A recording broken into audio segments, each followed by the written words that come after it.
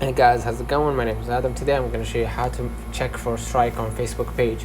So first of all, open up the Facebook and log in with your account, and then navigate to the Facebook page that you manage. Click the three bars right here and just switch to your page, or if you're already in a page, just go ahead, click the settings on the left hand of the page, or go ahead and scroll a little bit down. You're going to see it.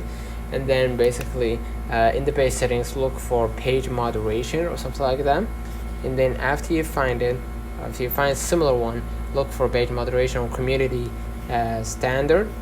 Okay, and then basically you're gonna view any notifications about strikes or content violations, and then check for support inbox under the settings for any messages from Facebook regarding strikes or violations. For detailed information on any strikes or issues, you can also visit Facebook Help Center or contact Facebook support directly, and these steps will help you identify and review any strikes or content violations associated with your Facebook page. So let's turn on the comments in this video. Hope you don't forget to like and subscribe, turn on the notification bell to receive every video we upload.